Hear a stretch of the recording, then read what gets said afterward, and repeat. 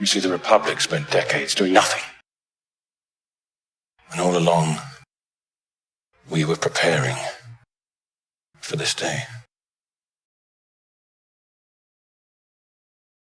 Because of being forced to transfer his spirit too early due to the act of the redeemed Anakin Skywalker, and his temporary clone body not being enough to contain his spirit due to the immense power of the dark side, thus rendering Palpatine's spirit transfer imperfect.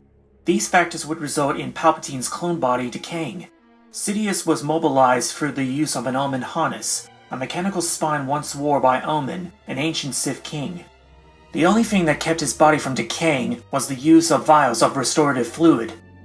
In the process of creating a new body for the Dark Lord, the disciples of the Sith Eternal created a Strandcast, a not quite identical clone, devoid of Force sensitivity, much to Palpatine's disgust.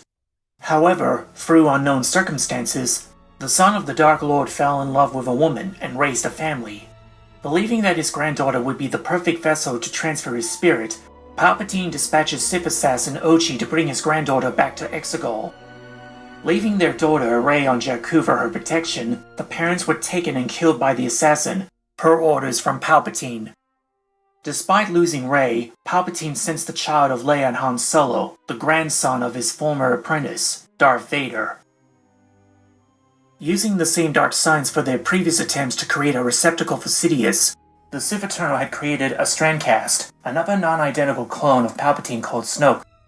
Multiple Strandcasts who resembled Snoke were already created on Exegol prior to Vader's quest, kept in a state of pain.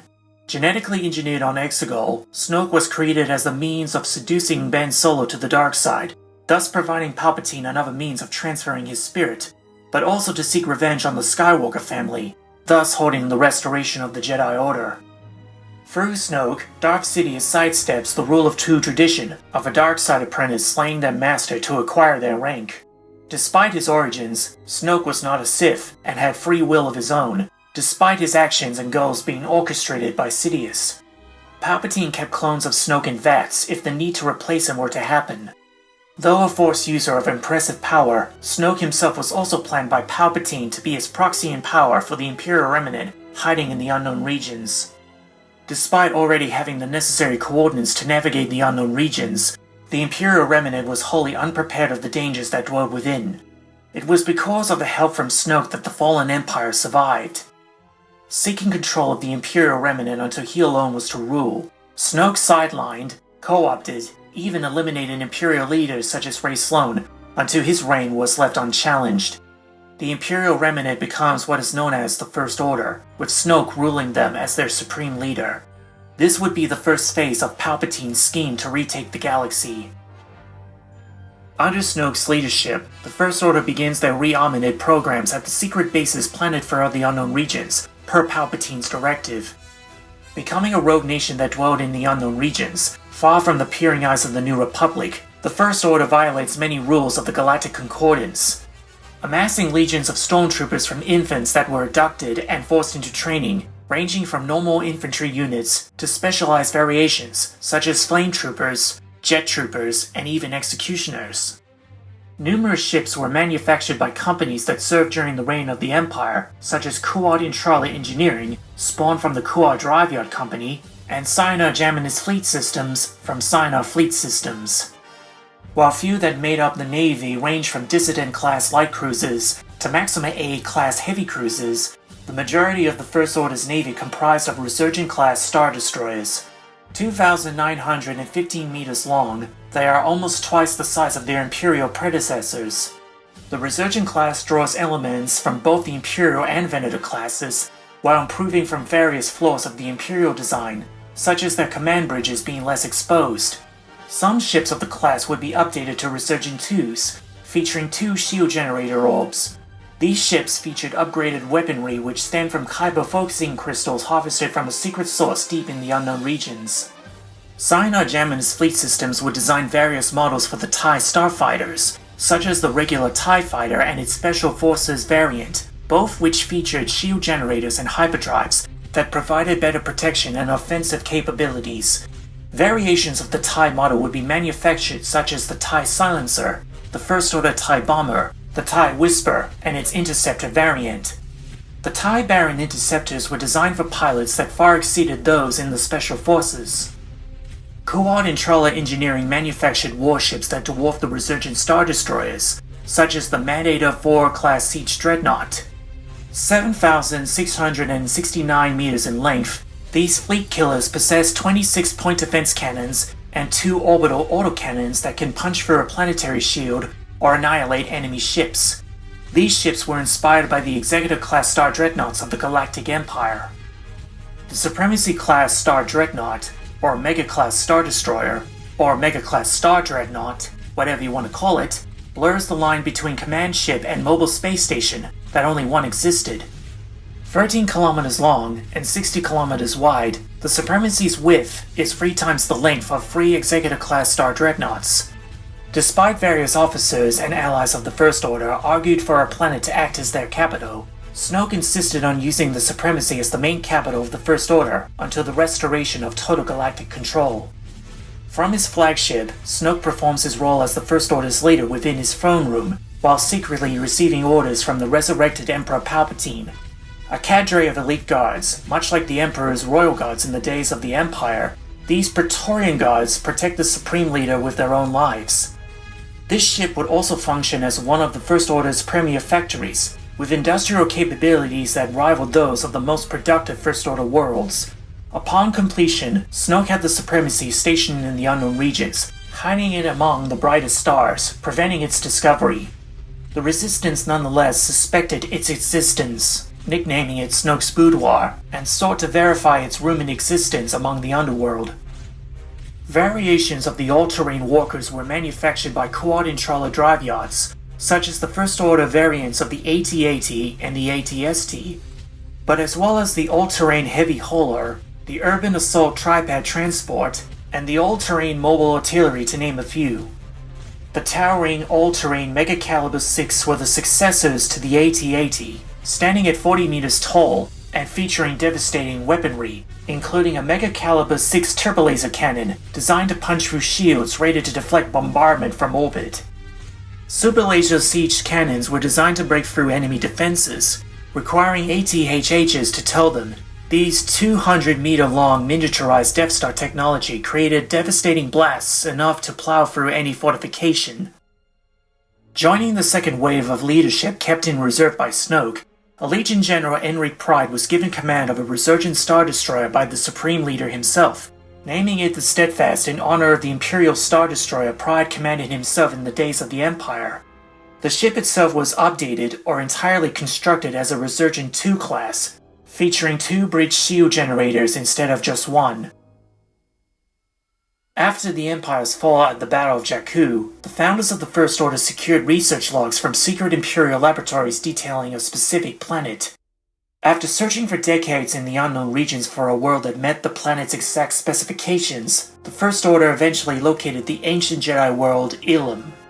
During Imperial occupation, the planet was harvested and overmined for kyber crystals, to the point that a large industrial equatorial trench was realized over the planet as part of Imperial plans, replacing what were gaping cracks that struck into the planet core of Kyber, which was needed to support a weapon that could fire across the galaxy.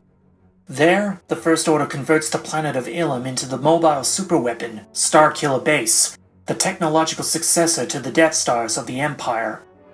Charging the superlaser requires the energy of a nearby sun, which is consumed entirely to power each blast. To speculate, Starkiller Base was designed to destroy the New Republic, thus allowing the First Order to begin conquest of the galaxy. In order to sustain the energy that was drained from the sun, a thermal oscillator was constructed to keep any contained energy from destabilizing the planet. While the First Order military developed individually from that of the Sith Eternals, unbeknownst to the First Order that its true purpose was the first phase of Palpatine's scheme to retake the galaxy, which was the destruction of the New Republic, and to crush all subservience so that the Sith Eternal can rule unchallenged. Some within the First Order, like a Legion General Pride, came to peer behind the veil and realized that Snoke himself was subservient to an unseen force. Since the days of the Empire, the Sith Eternal had been constructing the final phase of Palpatine's scheme to retake the galaxy, in the form of the Final Order, or commonly known as the Sith Fleet. Within the executive boards of Kuat and Charlie Engineering and Sina Jaminist fleet systems were the presence of Sith loyalists, allowing the clandestine funneling of supplies and designs to Exegol through various intermediaries.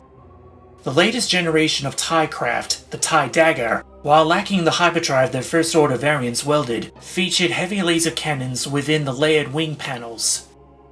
Been in construction since the days of the Galactic Empire, legions of Sighton-class Star Destroyers were designed not only as capital ships, but planet killers. These ships, once dispatched into the known galaxy, would be far more agile and responsive instruments of terror than the Death Stars or even Starkiller Base. Retooling and modification of existing Kuat drive yard construction systems, producing ships that resembled scaled-up versions of the classic Imperial 1-class Star Destroyers, but with dark hulls and red markings distinctive to the Final Order designs. These Sighton Star Destroyers featured more efficient automation, thus cutting down on crew requirements. 2,406 meters long, these Star Destroyers nearly matched the length of their resurgent counterparts. Hangar space and deep storage areas are sacrificed to make way for the Axel Superlaser and the related power distribution network. While their Axel Superlasers connected to the reactor core, serving as a major weakness, these Star Destroyers were mass-produced, correcting the flaw of year-long construction that it took for the Empire's Death Stars. In order to deploy the ships from the chaotic skies of Exegol, a navigation beacon was constructed to guide the ships into the known galaxy. These ships would be commanded by loyalists to the Sith Eternal, like the opportunistic Shezl Sobran, who killed, betrayed, and outworked her fellow officers to attain her position as captain of the Darafan. Like the First Order, an army of elite soldiers were created in the form of Sith Troopers. Many Sith Troopers had originally been taken by the First Order as children, but, due to their potential, spies culled and disappeared them, allowing them to become soldiers of the Sith Eternal. Wielding crimson red armor that invokes an aura of dread, of spilled blood, and of Sith lightsabers, this class of troopers also varied in different variations. The Sith Jet Trooper wielded armor identical to their First Order counterparts, with the only difference in color. The best of the Sith Troopers are elevated to the rank of Sovereign Protector, forming a cadre of elite royal guards, which a number would protect Darth Sidious while physically unable to move due to his decaying clone body. Unbeknownst to the high command of the First Order, a Legion General Pryde had a heavy role in the creation of the Sith Fleet, viewing it as his life's work, keeping its existence secret from the First Order. Sensing an increasing dark force, Luke Skywalker along with Lando Calrissian investigates its source. Under Calrissian's underworld contacts, they pursued rumors of an old enemy or a Sith remnant that survived. Their search led to Ochi of Bestoon, because he drunkenly bragged about knowing where a Sith Wayfinder was. He kept the location of the Sith Wayfinder etched on his dagger. Luke and Lando pursued Ochi to Pisana where they found his ship, the Bestoon Legacy. But Ochi was nowhere to be found, thus the trail went cold. Ochi was trapped in the sinking sands of the shifting mires prior to Luke and Lando's arrival, dying in the caverns below. Luke later recorded his efforts in finding the disturbance in the Force in the sacred Jedi texts. A First Order scouting mission led by Bernal Hux led his ship crashing on a savage world known as Parnassus. A brutal warrior named Phasma aided Bernal Hux and his troopers into contacting their allies in exchange for joining their ranks and training their stormtroopers, betraying her brother Keldor and her clan the Skyr in the process. Senator Leia Organa had been urging the New Republic to take the First Order seriously, believing that the Empire before it wouldn't honor to the peace. At the time, her party, the Populists, were in a harsh political debate with the Centrists, another party supported by former imperial worlds such as Coruscant and Kuat, that were in favor of a stronger central authority/military. Some Centrists, like Lady Carice Sidin, were actually working for the First Order. This debate would divide the New Republic Senate. Leia was against the Demilitarization Act the New Republic went through after the end of the Galactic Civil War. Unfortunately, she was deemed a warmonger by the Senate, believing otherwise despite Leia's claims. Her credibility was damaged when the Centrists revealed Leia as the daughter of Darth Vader. Realizing that the Senate could not protect the New Republic, Leia, along with a few remaining allies she could trust, such as Gaiu Akbar, C-3PO, Joe's Sea Striker, and Temid Wexley formed a paramilitary outfit called the Resistance, a splinter force of the New Republic. The political discontent boiled over, and with the support of centrist leaders, most centrist systems succeeded from the New Republic and openly joined the First Order, becoming its political core. Luke Skywalker senses darkness in his nephew Ben Solo, who had been manipulated by Snoke. He ignites his lightsaber against Ben in a moment of weakness, but relents. Ben knocks his uncle unconscious in retaliation, leaving the fledgling Jedi Order after accidentally destroying the Jedi Temple in his anger, killing many of his fellow students. It was then that Ben became Kylo Ren, leader of the Knights of Ren and Snoke's apprentice. Devastated, Luke goes into exile on Ahch-To, while Leia and Han go their separate ways. Palpatine would impersonate the spirit of Darth Vader and speak to Kylo Ren through the Force. Becoming suspicious of Phasma's training methods and her true allegiance, Captain Cardinal interrogates captured Resistance spy Vi Moradi of her knowledge of his fellow captain. Vi reveals to Cardinal not only of Phasma's origin, but also that it was Phasma herself that was responsible for Brendol Hux's death after the events of Parnassus, in order to keep her origin secret. Realizing that Phasma would betray the First Order if the opportunity would present itself, Cardinal approaches Armitage Hux with the information of his father's death. Armitage revealed that he conspired with Phasma to kill his father, so that Armitage would assume his position as general. Despite General Hux's threat to keep the information secret, Cardinal confronted and attempted to kill Phasma, only to be wounded during the fight. Vi Moriarty, whom Cardinal freed after confronting Hux, rescues Cardinal and escapes his resurgent Star Destroyer, Absolution, thus solidifying Cardinal's defection from the First Order. Throughout the years after the formation of the Resistance, various skirmishes broke out between both the Resistance and the First Order, beginning the Cold War. At the time, the Resistance and the First Order were looking to piece together a map that would lead them to Luke Skywalker, neither side aware of his whereabouts. Snoke and Ren believed if Skywalker and the Jedi were to return, they'd be a threat to the future of the First Order. The First Order discovers a piece of the map, uncovered from the archives of the Galactic Empire, was missing, later learning that it was in the hands of Lord Santegar, a member of the Force Church. While Ren pursued Santegar, dogfights continued between the Resistance and the First Order. A full-scale war wouldn't break out until one fateful day, 34 years after the Battle of Endor.